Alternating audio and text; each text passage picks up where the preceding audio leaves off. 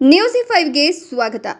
HD ಕೋಟೆ dB ಕುಪ್ಪೆ ಗ್ರಾಮ ಪಂಚಾಯಿತಿ ಎದುರು ಅಖಿಲ ಭಾರತ ಜನಾಧಿಕಾರ ಸುರಕ್ಷಾ ಸಮಿತಿ ನೇತೃತ್ವದಲ್ಲಿ ಆದಿವಾಸಿ ಜನರಿಗೆ ಮೂಲಭೂತ ಸೌಕರ್ಯವನ್ನು ಒದಗಿಸಲು ಆಗ್ರಹಿಸಿ ಪ್ರತಿಭಟನೆಯನ್ನು ಹಮ್ಮಿಕೊಳ್ಳಲಾಗಿತ್ತು. ಪಂಚಾಯಿತಿ ನೌಕರ ಮಂಜುಗೆ ಮನವಿ ಪತ್ರ ಸಲ್ಲಿಸಲಾಯಿತು. ಈ ಸಂದರ್ಭದಲ್ಲಿ ಗೋಳೂರು ಹಾಡಿಯ ಗಂಗೆ, ಗೌರಿ, ಪುಟ್ಟಿ, ಕಾಳಿ, ಅಶೋಕ, ಮಣಿ, ಬಾವಲಿ, ಹಾಡಿಯ ಪೊನ್ನಮ್ಮ, ಕಣ್ಣ, ಮೀನಾಕ್ಷಿ, ಬಳ್ಳೆಹಾಡಿಯ ವಾಣಿ, ಮೂಲೆಯೂರು ಹಾಡಿ, ವಡಕನಮಾಳ, ಮಚ್ಚೂರು, ತಿಮ್ಮನಹೊಸಹಳ್ಳಿ ಜನ ಹಾಗೂ ಸಮಿತಿಯ ಜಿಲ್ಲಾ ಮುಖಂಡರಾದ ಸುನಿಲ್ ಸೇರಿದಂತೆ ಹಲವರು ಭಾಗವಹಿಸಿದರು. ಪ್ರತಿಭಟನಾ ನಿರತರನ್ನು ಉದ್ದೇಶಿಸಿ ಮಾತನಾಡಿದ ಸಮಿತಿಯ ಮುಖಂಡ ಸುನಿಲ್ ಟಿಆರ್, ಮೈಸೂರು ಜಿಲ್ಲೆ ಹೆಗ್ಗಡದೇವನಕೋಟೆ ತಾಲೂಕಿನ ಡಿಬಿ ಕುಪ್ಪೆ ಗ್ರಾಮ ಪಂಚಾಯಿತಿ ವ್ಯಾಪ್ತಿಯಲ್ಲಿ ವಾಸಿಸುವ ಬಹುತೇಕ ಜನರು ಪರಿಶಿಷ್ಟ ಪಂಗಡ ಹಾಗೂ ಅರಣ್ಯಾಧಾರಿತ ಮೂಲ ಬುಡಕಟ್ಟು ಜನಾಂಗದವರಾಗಿದ್ದಾರೆ.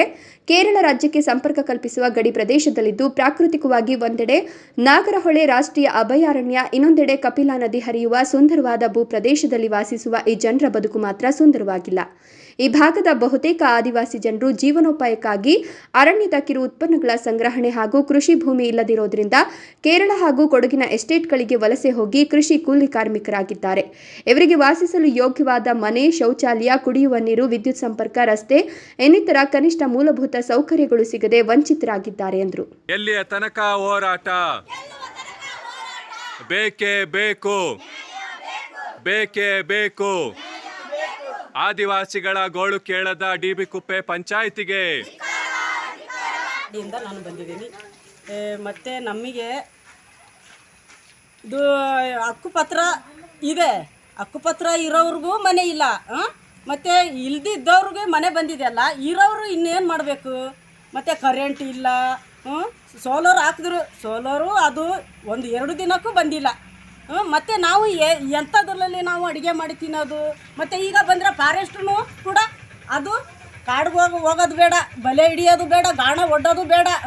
ಅದು ಅವರು ಮತ್ತು ಸಾಕು ಸೂರಿನೂ ತಗೊಂಡು ಜೊತೆಲೇ ತಿರುಗುತ್ತಾರೆ. ಅದನ್ನು ನಾವು ಹೆಂಗೆ ಬದುಕೋದು, ಹೆಂಗೆ ಬಾಳೋದು? ನಾವು ಬಡವರು, ನಾವು ಮನೆ ಇಲ್ಲದೆ ಸಾಯ್ತಾ ಇದ್ದೀವಿ, ಕರೆಂಟ್ ಇಲ್ಲದೆ ಬದುಕೋಕ್ಕಾಗಲ್ಲ.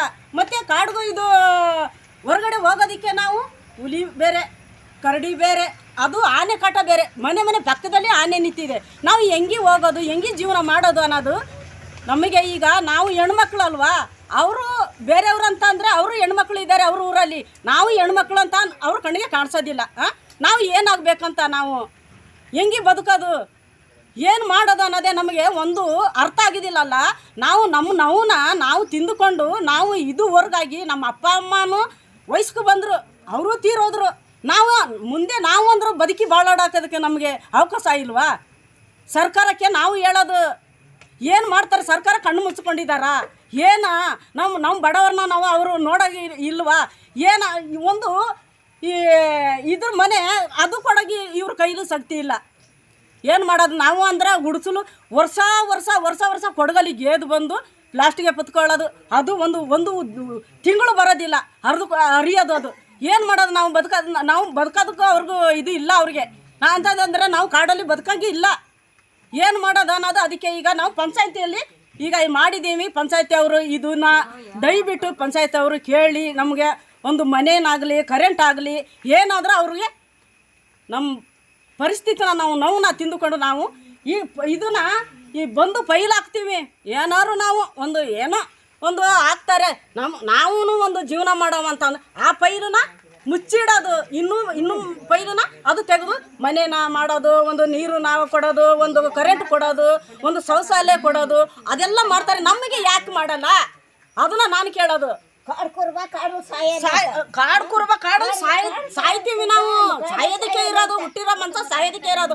ಅಂದ್ರೂ ಈಸು ಕೂಡ ಧರಣಿ ಮಾಡಿನುವೆ, ಮತ್ತೆ ಎಲ್ಲೆಲ್ಲೂ ಹೋಗಿನುವೆ ಧರಣಿ ಮಾಡಿದೀವಿ ಅಲ್ಲ. ನಾವು ಏನು ಪ್ರಯೋಜನ? ಯಾವ ಪ್ರಯೋಜನ ಇಲ್ಲ. ಅದಕ್ಕೆ ಓಟಿಗೆ ಮಾತ್ರ ಎಲ್ಲ ಓಟಿಗೆ ಬರ್ತಾರೆ. ಹಾಗೆ ಮಾಡ್ಕೊಡ್ತೀವಿ, ಹೀಗೆ ಮಾಡ್ಕೊಡ್ತೀವಿ ಅಂತಾರಲ್ಲ. ಏನು ಮಾಡ್ಕೊಡ್ತಾರೆ ಇವ್ರು? ಮಣ್ಣಗಟ್ಟನೆ ಯಾರು ಏನು ಮಾಡ್ಕೊಡ್ತಾರೆ ಅಂತ ನಮ್ಮ ಜನಗಳನ್ನ ಸಾಯಿಸೋದಕ್ಕೂ ಇವ್ರು ಮಾಡ್ತಾ ಇರೋದು.